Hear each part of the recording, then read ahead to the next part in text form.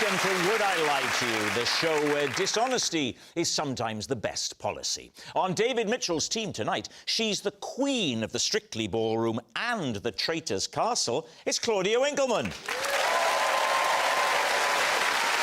And comedian and star of Gogglebox and I'm a Celebrity, it's Babatunde Aléshé. And on Lee Mack's team tonight, cult podcaster and stand-up comic, it's Mike Bubbins. And she's a comedy writer and actor from some of our best-loved sitcoms. It's Jessica Knappett.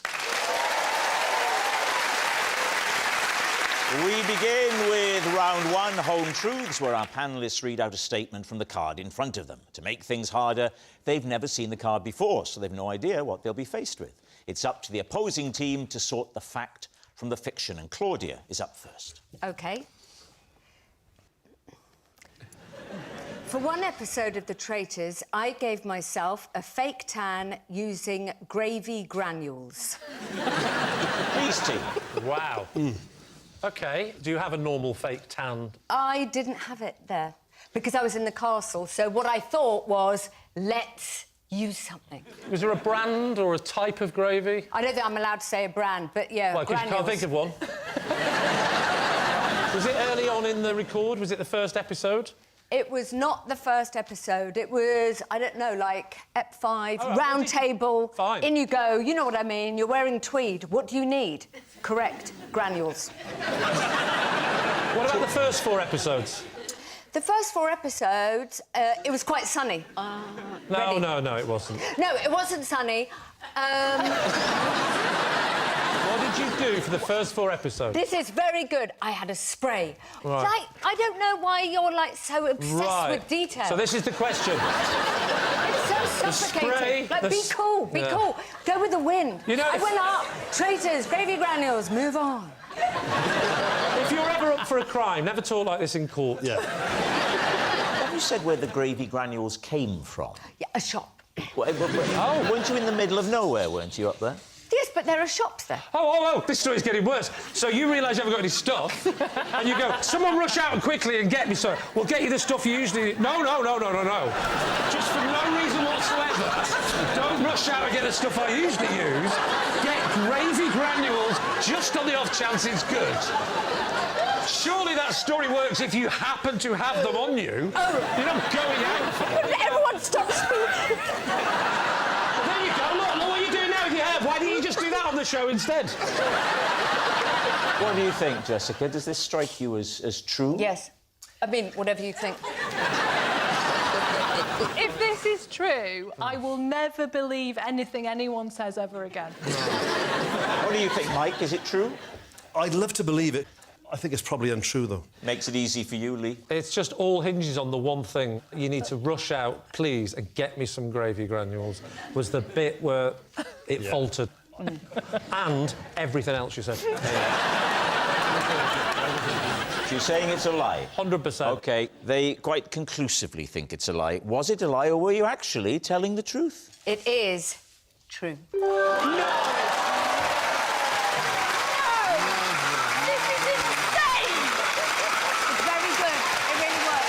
Yes, it's true. Claudia did give herself a fake tan using gravy. Jessica, you're up next. I hated my boyfriend's moustache so much, I got him drunk one night, then shaved it off while he slept. Mike, I'm so sorry. David, Steve. So, when was this? It was about, well, 15 years ago. And are you still together? No. What kind of moustache did he have? Was it the one that curls up, or was it, like, his...? The problem I had with it was that it wasn't a proper moustache. Oh. If I may say, it was almost as if we were competing. Got it.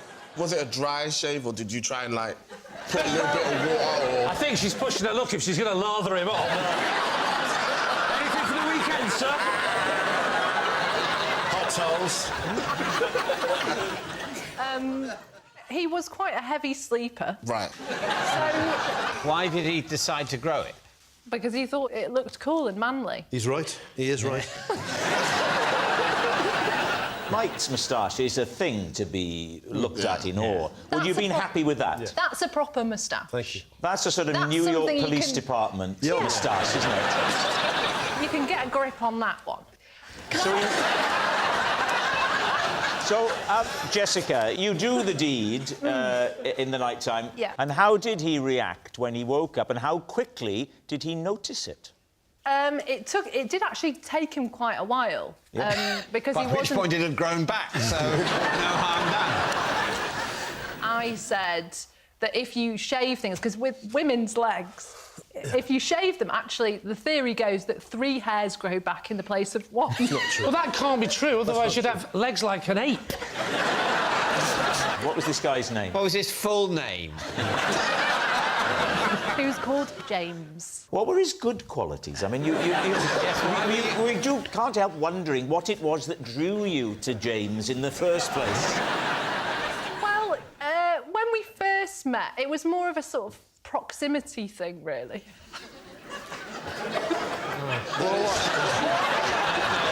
that it? Have you thought of writing for Clinton cards? It's beautiful. Sometimes when you're working with people, you know, work crushes can just emerge out of scarcity, really, more than anything. All right, what do we think? Babatunde, what are you thinking? I'm thinking it's a lie. I'm not convinced by how she explained the story. If I'm honest, I've stopped even considering that it might be a lie.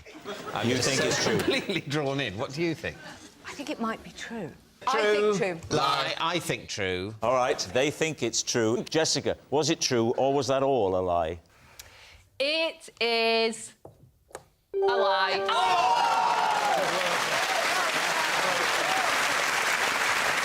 Yes, it's a lie. Jessica didn't shave off her boyfriend's moustache. Mike, you're next. Timey. Right. I once went on an 8-hour round trip to Wimbledon, but never got to see any tennis. Were you going to the football club? No, the All England Club. It was in the middle of the summer. I was at school at the time. I was about 14 years of age. And our PE teacher took us to Wimbledon. I know you're Welsh. So Yes. whereabouts did you travel from? This is from Barry. Rob, From you'll Barry, be right? familiar with. Yes. In a minibus. School trip. Wasn't really, it was like an ad hoc school trip. So this was the 80s. So The age of the ad hoc school trip, yes. It was a different time. The past is a foreign country, isn't it, in many ways? Well, it's Wales. Yeah, quite. So he said to us, the rugby team, the day before, would you like to go to Wimbledon to see the tennis? And this was the sort of McEnroe era. We said, that'd be great, sir, yeah. He You said, cannot be serious. We'll go tomorrow. He thought it'd be a nice idea to go to Wimbledon to see John McEnroe play on centre court. We said, yes, please. OK. What, he just thought you guys could turn up and see John McEnroe? Well, this is the thing. He hadn't factored that in. So we get to Wimbledon. He parked outside for probably 45 minutes and left us in the bus. And then he came back about 45 minutes later, looking crestfallen. And just said, they're sold out.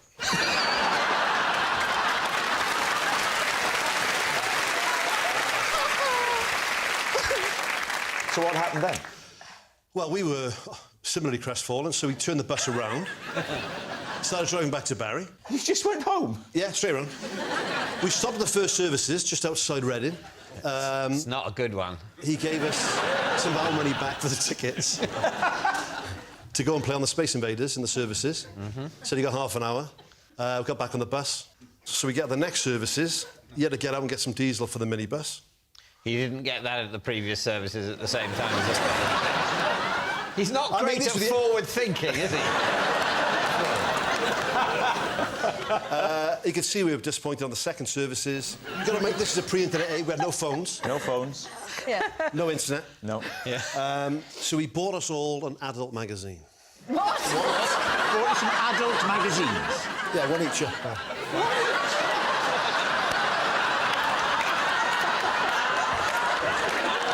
Well, I don't want to know what happens next. And what was his attitude as he was handing out the literature? He just said, sorry about today, lads, I've let you down. Just give us one of them each. I'm not going to lie, it's been an awful day, so look, I hope this goes some way to making up for the disappointment. There we are, Mitchell, that's for you. How many students? 15. 15? Yeah. I remember adult magazines in the shops. They never had 15 copies, bro. Did you take these magazines home? Yeah, under my shirt, straight upstairs. Wow. What do you think? I know, Babatunde, you're uncomfortable with the number of magazines that it's possible to buy. No, for some unknown reason, I believe it. I think it's true. You believe it? I do. It can't possibly be true, but somehow, maybe. So what's it going to be? Well, true or lie, I reckon. That's right. We're going to say true. You're going to say true. So, Mike, was it true or were you telling a lie? It was true. Wow, it's true. Mike didn't see any tennis after an 8-hour trip to Wimbledon. Our next round is called This Is My, where we bring on a mystery guest who has a close connection to one of our panellists. This week, each of Lee's team will claim it's them that has the genuine connection to the guest, and it's up to David's team to spot who's telling the truth. So please welcome this week's special guest, Darren.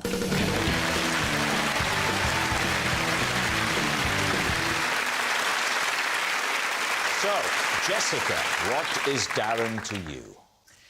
Well, this is Darren, and I went to his wedding dressed as Princess Leia because I had been tricked into believing it was fancy dress. Mike, how do you know Darren? This is Darren, and he beat me to the title of Best Welsh Elvis. Right. And finally, Lee, what is your relationship with Darren? This is Darren. He was going to take me up in his plane, but before we got off the runway, I accidentally set off his ejector seat. So there we have it. Jessica's fancy dress friend, Mike's enemy Elvis, or Lee's propelled pilot. David's team, where will you begin? Jessica, how come you thought it was a fancy dress wedding? Well, Darren, I know to be a Star Wars fan. So you just assumed his wedding would be Star Wars themed? If you'll let me finish. The wedding was on May the 4th. Of course, International Star Wars Day. And how do you know him? What's the relationship with Darren? I am her father. He's my old drama teacher. OK. Even if you thought it was May the 4th and he's mad for Star Wars, I think you'd think maybe the bride. Yeah. I don't think you'd wear white. You leave Princess Leia for the bride. Yeah. Yeah, you'd go C-3PO or something. Yes. Or with her legs, Chewbacca. How come you get invited to the wedding? I don't think I've ever been invited to the weddings of any ex-teachers. We were the first class of drama that he ever taught, and so he did stay in touch with us. Also, you know, it's not every day one of your pupils becomes a famous celebrity who's on telly. So, you know, Was there someone else there then that fit the description? So who was it who told you that it was a fancy dress wedding? I was tricked into believing. By whom? How? Yeah. It was the friendship group, and it was on a sort of email chain. It was boring emails, whatever. Yeah, haha, May the 4th. Oh, there was some jokes going round about, is it Star Wars, is it not? And I didn't see the is it not bit. Oh, so you weren't deliberately tricked? Well, that was what initially happened, and then they saw my taking it at face value, and they decided that would be funny, wouldn't it, if we let Jess believe. And what was how did you achieve the Princess Leia look? Well, you know, your standard couple of buns on the side, and then, yeah, it was a white gown and a belt, because and that was what obviously made it all the more embarrassing. I think that's very presumptuous. There are other Princess Leia outfits you could have gone for. I should have turned up in the gold bikini, should I, David? I was thinking... Is that what you want, David? Exactly, the fatigues on Endor. That would be just... Yes, Yeah, that would have been fine. Too cash. Who did Darren marry? I think she's called Melanie. Wow. Awkward. Well, it wasn't really about... We weren't there for Melanie, we were there for Darren. No, clearly not. You did everything you could to upstage her. And how did she react when she saw another beautiful woman stood in white? Honestly, she didn't seem to notice and nobody said anything. I was just horrified. But I just had to take my buns down and just get on with the day. So I've got that embroidered above my bed. Once you'd unhooked the Danish pastries, basically you were just in a white dress with, one laser gun. Yeah. I'll tell you what, I didn't realise that you, of all people, would have this encyclopedia Endor. Endor. I mean, laser guns. Are you a big Star Wars fan? Do you know, I've seen some of the films. OK, no, hang on a minute. Most people wouldn't be able to say Endor, which is, of course, the foresty planet from Star Rob, Wars. it's not a planet, it's a forest moon. Yeah, everyone... Yeah. It's a forest moon. The forest moon of Endor. What's this very sandy planet with the twin moons? Not you. David, what is the name of the sandy planet bully, with twin isn't he? moons? He's a bully. What is it? Yeah, I think it's called Tatooine. Yes! Well done. I don't like this. Right, who would you like to quiz next? OK, Mike. You're an Elvis impersonator, are you? I was an Elvis tribute artist, yeah. Sorry, tribute artist. Yeah. I'm not suggesting you were trying to get into his ISAs or anything. No.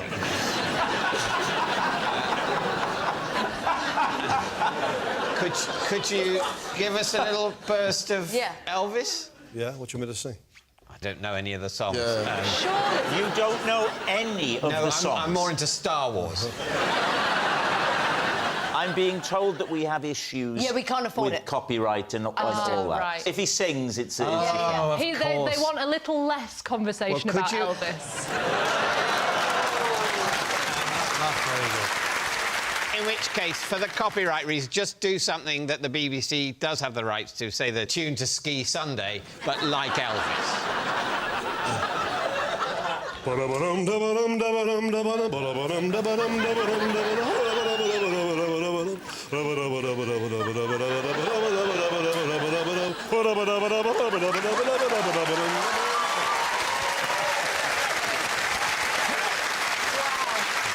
Did you say that you won or Darren won? Darren won. He became the best Welsh Elvis, yeah. And where did you come in the I competition? didn't place. I was outside the top three. It was controversial in my eyes. How many were competing in the... Oh, probably 20 or 30, yeah. OK. And who was judging this? People who judge at the Best Welsh Elvis competition. Year in. Well, Porthcawl, you know this, right? Porthcawl is the home of the world's largest Elvis festival. This is true. They have a festival in Porthcawl for Elvis every year. It's the world's largest, and there are between 20 and 30. No. They're separate competitions. Oh, I see. How long ago was this? I'm going to say 12 years ago. Paint a picture of Porthcawl Elvis Festival. What sort of people would you say it attracts? Elvis fans and people who are married to Elvis fans. Essentially that, yeah. Are you an Elvis fan, or was this because of the physical resemblance? Is that why you went into it? So I went to Graceland when I was 19.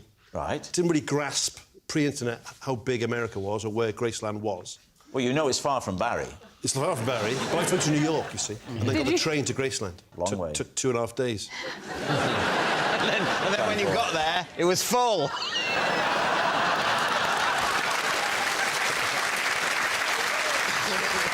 All right. Now, Lee came up with something Yes. very plausible. Just remind us. This is Darren, and he took me up in his plane. Well, he tried to, but we never got off the runway because I accidentally pressed his ejector seat. OK, how do you know Darren? Well, Darren's a friend of a friend. We were in a bar, I think, years ago, and I just got to know him. He was on the fringes of my friendship. And then I got to find out that he was in the RAF, and he also did... Rides. He also did... And he also does the displays, you know, like the red arrows, that type of thing. Yeah. So did you promote him from the fringes of the friendship when you found out? How do you do that without moving your lips? Don't take such an interest, because this is your drama teacher. Yeah. So... You see where you might go wrong there?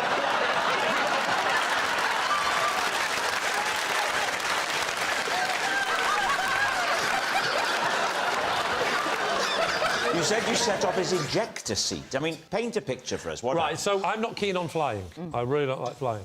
So he said, if you're a nervous flyer, I can help you overcome this by taking you on a trip in my Tornado. It's a gentler ride, isn't it? If you're scared of flying. So was this out of panic that you pressed these ejectors? No, I think it was an accident that I pressed the ejector seat. It's basically 2 seats, one in the front and one directly behind. Yes. To be clear, his ejector seat for his isn't near him. No. You've got to climb over the back and press the button. Press it and then Claudia, go back into your seat. I was exactly the same as you when I was naive and silly, but actually... No, I mean naive and silly about tornadoes. Right. Not about life. No. You've clearly got your act together. You're putting gravy on your face.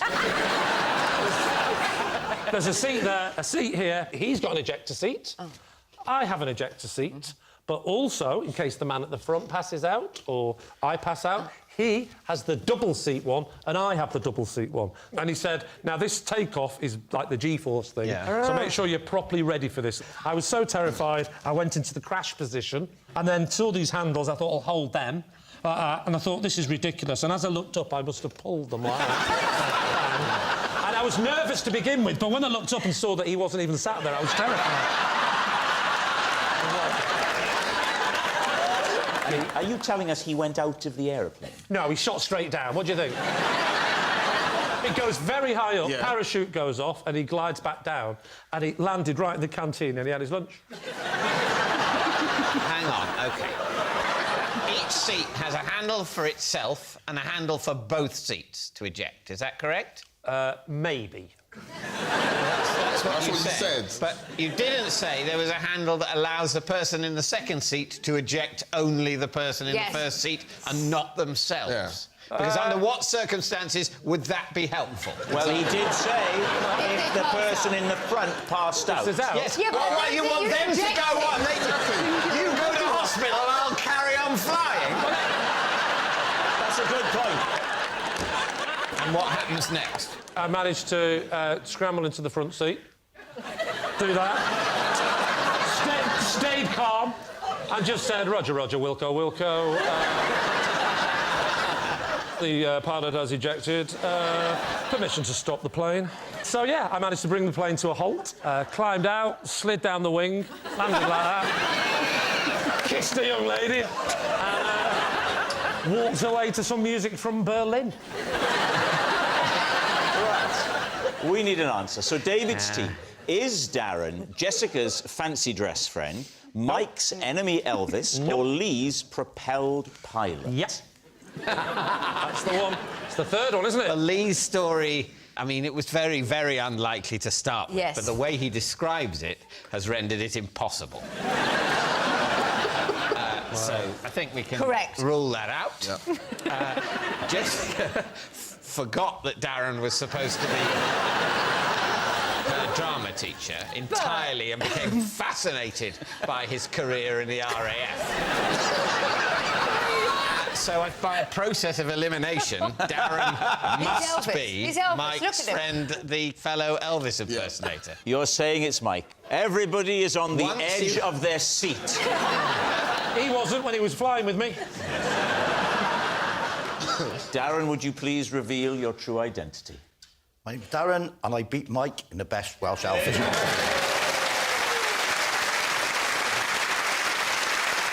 Yes, and we've got an opportunity now to put their Elvis abilities to the test. Can I just say, before you hand them over, do not pull both of them at the same time, otherwise you'll go through the roof. That's for you, Darren. That's you. Now, we're going to need some music.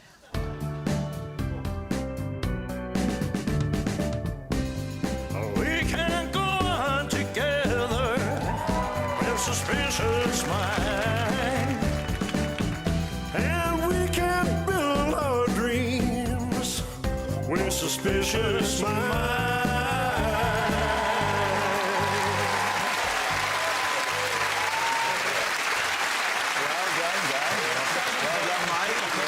Yes!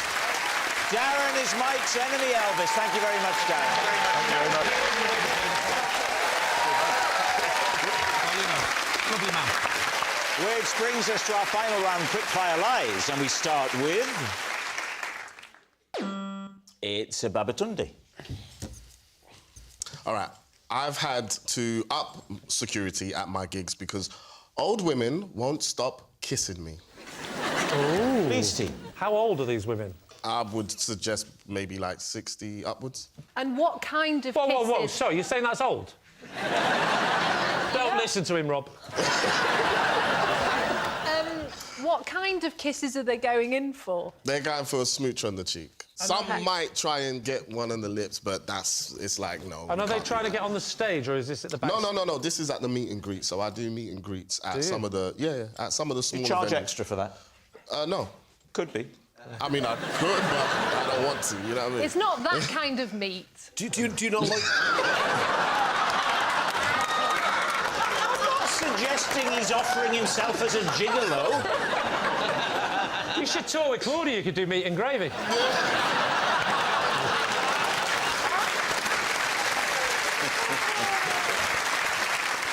So, how bad does it get? I mean, obviously... It gets bad. Are we talking a bit of hand-grabbing as well? Yes. And are we talking a bit of, like, when the photo happens, arm round, bit of a squeeze? Yes, I've had that, I've had that. And they say, get off. No. I've had, let me tell you something, I've had a couple, husband, wife, and I've had, like, while we're taking a picture, I've had the wife's hand on my bum. Squeezing it? Yes. Full on. And I'm like, in the picture, I'm like... What are we thinking? Was Babatunde telling the truth? I think he's got an approachable way about it. And especially on the, you know, I'm a celebrity, they share everything. Exactly. Yeah. So they feel like they know him. I think it's true. I think it's true. a lie, actually. And I think he's just showing off. I'll go with you. I'll say You're true. saying true. Yeah. All right, they think it's true, Babatunde. Was it true, or were you telling a lie? It is, in fact, true.